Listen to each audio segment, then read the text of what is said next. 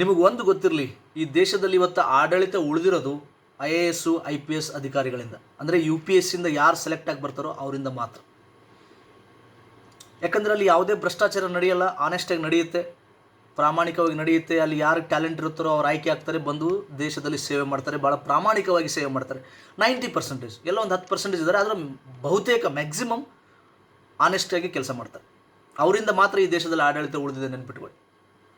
ನಿನ್ನೆ ನೋಡಿ, ನಿನ್ನೆ UPSC ಫೈನಲಿಸ್ಟ್ ಬಂತ, IAS IPS ಎಲ್ಲ ಸೆಲೆಕ್ಟ್ ಆದ್ರೆ IRS ಎಲ್ಲ ಬಂತ.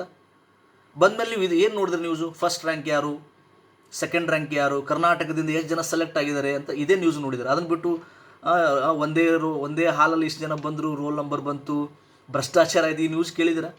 ಸಾಧ್ಯನೇ ಇಲ್ಲ. UPSC ಆ ನಂಬಿಕೆ ಉಳಿಸ್ಕೊಂಡು ಬಂದಿದೆ, ಅದು ಉಳಿಸ್ಕೊಂಡು ಹೋಗ್ತಾ ಇದೆ. 99%, ನಾನು 100% ಅಂತ ಹೇಳಲ್ಲ, UPSCಲಿ 99% ಕ್ಲೀನ್ ಇದೆ, ಅಷ್ಟು ಪ್ರಾಮಾಣಿಕವಾಗಿದೆ. ಆದರೆ ಇದೇ ಒಂದು 4-5 ದಿವಸದಿಂದ KPSC ಬಂತು, KS ಇಂಟರ್ವ್ಯೂ ಲಿಸ್ಟ್ ಬಂತು. ಎಷ್ಟು ನೋಡಿದ್ರೆ ನ್ಯೂಸಲ್ಲಿ ಏನಿತ್ತು? ಒಂದೇ ಫ್ಯಾಮಿಲಿಯಿಂದ ಇಷ್ಟು ಜನ ಇದ್ದಾರೆ, ಒಂದೇ ಹಾಲಲ್ಲಿ ಇಷ್ಟು ಜನ ಸೆಲೆಕ್ಟ್ ಆಗಿದ್ದಾರೆ, ಅದೆಲ್ಲ ಏನು ತೋರಿಸುತ್ತೆ? ಯಾವುದು ಎಷ್ಟು ಭ್ರಷ್ಟಾಚಾರಗಳ ಅಣಿ ಮಾಡಿಕೊಟ್ಟಿದೆ ಅಂತ ಅದು ಮೇಲ್ನೋಟಕ್ಕೆ ತೋರಿಸುತ್ತೆ. We don't have any clear evidence, ಸ್ಪಷ್ಟವಾದ ಸಾಕ್ಷಿ ಇಲ್ಲ, ಬಟ್ ಮೇಲ್ನೋಟಕ್ಕೆ ಪ್ರೈಮಾ ಫೇಸಿ ಕಾಣ್ತಾ ಇದೆ. ಆಮೇಲೆ KPSC ಟ್ರ್ಯಾಕ್ ರೆಕಾರ್ಡ್ ಹೆಂಗಿದೆ? KPSC ನಾವು ಏನೂ ಮಾಡಿಲ್ಲ ಅಂತ ಹೇಳಿದ್ರು ಯಾರೂ ನಂಬಂಗಿಲ್ಲ, ನಂಬೋ ಪರಿಸ್ಥಿತಿಯಲ್ಲಿ ಯಾರೂ ಇಲ್ಲ. ಯಾಕಂದರೆ ನಿಮ್ಮ ಇತಿಹಾಸ ತಗೊಂಡು ನೋಡಿದ್ರೆ ಏನಿದೆ ಪರಿಸ್ಥಿತಿ? ಇದಕ್ಕೆ ನೇರ ಹೊಣೆ ಸರ್ಕಾರ. ಆ KPSCಲಿ ಇವತ್ತು ಏನು ಆ ವ್ಯವಸ್ಥೆ ಇದೆ ಅಂದರೆ ಅದಕ್ಕೆ ಸರ್ಕಾರನೇ ಮಾಡಿಟ್ಟಿದೆ ಆ ಥರ. ಸೊ ಒಂದು ತಿಳ್ಕೊಬಿಡಿ, KPSC ಭವಿಷ್ಯ ಇಲ್ಲ. ನಿಮ್ಮ ನಿಜವಾಗ್ಲೂ ನೀವು ಭವಿಷ್ಯದಲ್ಲಿ KPSC ಉಳಿಬೇಕು ಕರ್ನಾಟಕದಲ್ಲಿ, ನೀವು ಪ್ರಾಮಾಣಿಕವಾಗಿ ಇಳಿದ್ರೆ ಮಾತ್ರ ಉಳಿತಾರೆ. ಯಾಕಂದರೆ ಈಗ ವಿದ್ಯಾರ್ಥಿಗಳು ಸಹಿಸಿಕೊಳ್ಳಲ್ಲ, ಎಲ್ಲ ಕುತ್ತಿಗೆತನ ಸಹಿಸ್ಕೊಳ್ತಾರೆ. ಕುತ್ತಿಗೆ ದಾಟಿದ ಮೇಲೆ ಯಾರೂ ಸಹಿಸ್ಕೊಳ್ಳಲ್ಲ. ಎಲ್ಲದಕ್ಕೊಂದು ಲಿಮಿಟ್ ಇರುತ್ತೆ, ಆ ಲಿಮಿಟ್ ಕ್ರಾಸ್ ಆಗೋರು. ನಾನೇನು ಹೇಳ್ತಾ ಇಲ್ಲ, ಈಗ KS ಇಂಟರ್ವ್ಯೂದಲ್ಲಿ ಭ್ರಷ್ಟಾಚಾರ ನಡೆದಿದೆ ಅಂತ we don't have any evidence, ನಮ್ಮ ಹತ್ರ ಸಾಕ್ಷಿ ಇಲ್ಲ. ಆದರೂ ಆಗಿಲ್ಲ ಅಂತಲೇ ಹೇಳೋಕ್ಕಾಗಲ್ಲ, ಕೆಲವೊಂದು ಮೇಲ್ನೋಟ ಕಾಣ್ತಾ ಇದೆ.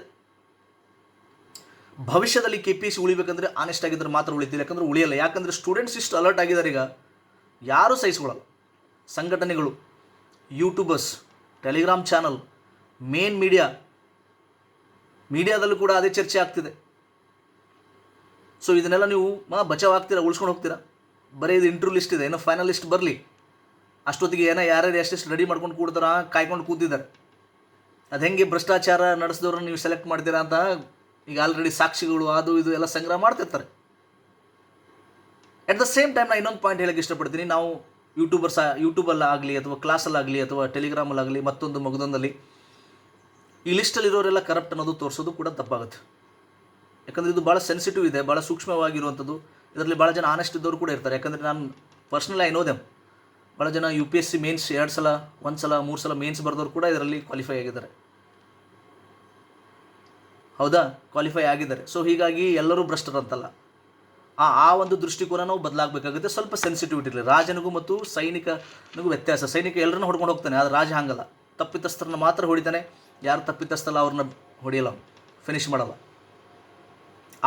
ಆ ಥಿನ್ ಲೈನ್ ಇದೆಯಲ್ಲ, ಅದ್ರ ಬಗ್ಗೆನೂ ನಮಗೆ ಅರಿವಿರಬೇಕು. ಆಮೇಲೆ ನನಗೆ ಪರ್ಸ್ನಲಿ ಭಾಳಷ್ಟು ಮೆಸೇಜ್ ಬಂದಿದೆ. ನಾನು ಸ್ಟೂಡೆಂಟ್ಸ್ ಮೆಸೇಜ್ ಕಳಿಸಿದ್ದಾರೆ ಏನಂದರೆ, KPSCಲಿ ಏನೇನಾಗಿದೆ ಹಾಲಲ್ಲಿ. ಒಬ್ಬಳು ವಿದ್ಯಾರ್ಥಿನಿ ನನಗೆ ಮೆಸೇಜ್ ಮಾಡಿದ್ಲು, ಸರ್ ನಾನು ಮೇನ್ಸ್ ಬರಿಬೇಕಾದ್ರೆ ನನ್ನ ಹಾಲಲ್ಲಿ ಇಬ್ಬರು ನನ್ನ ಹಿಂದೆ ಇದ್ದರು, ಅವ್ರು ಆಲ್ಮೋಸ್ಟ್ ಎಲ್ಲ ಪೇಪರ್ ಖಾಲಿ ಕೊಟ್ಟು ಬಂದಿದ್ದಾರೆ ಸರ್, ಈಗ ಅವ್ರು ಲಿಸ್ಟಲ್ಲಿದ್ದಾರೆ, ಆ ರೋಲ್ ನಂಬರ್ ಲಿಸ್ಟಲ್ಲಿದೆ ಅಂತ ಹೇಳ್ತಾ ಇದ್ದಾರೆ. ಇನ್ನೊಬ್ರು ಹೇಳ್ತಾರೆ, ಸರ್ ವಿಲೇಜ್ ಅಡ್ಮಿನಿಸ್ಟ್ರೇಟಿವ್ ಆಫೀಸರ್ ಅವರಿಗೆ 60 ಮಾರ್ಕ್ಸು ಬಂದಿಲ್ಲ, ಈಗ ಮೇನ್ಸ್ ಲಿಸ್ಟಲ್ಲಿದ್ದಾರೆ. ಇನ್ನೊಬ್ರು ಹೇಳ್ತಾ ಇದ್ದಾರೆ, PDO ಎಕ್ಸಾಮಲ್ಲಿ ಬರೀ 70-80 ಮಾರ್ಕ್ಸ್ ಬಂದಿದೆ, ಈಗ ಅವರು ಲಿಸ್ಟಲ್ಲಿದ್ದಾರೆ. ಸೊ ಹಿಂಗೆಲ್ಲ ಇದೆ. KPSC ಗೊಂದಲದ ಗೂಡು ಅನ್ನೋದು ಮತ್ತೆ ಸಾಬೀತಾಗ್ತಾ ಇದೆ. ಸೊ ಹೀಗಾಗಿ ಲಾಸ್ಟಿಗೆ ಹೇಳ್ಬಿಡ್ತೀನಿ ನಾನು ಕೊಡೋ ಮೆಸೇಜ್ KPSCಗೆ ಅಂದ್ಕೊರಿ. ಕರ್ನಾಟಕದಲ್ಲಿ ಸ್ಟೂಡೆಂಟ್ಸ್ ನಿಮ್ಮನ್ನ ಇಷ್ಟು ದಿನ ಸಹಿಸ್ಕೊಂಡಿದ್ದಾರೆ, ಇನ್ನು ಮುಂದೆ ಸಹಿಸ್ಕೊಳ್ಳಲ್ಲ. ಯಾಕಂದರೆ ಭ್ರಷ್ಟಾಚಾರ ಅದು ಮಿತಿ ಮೀರಿದೆ.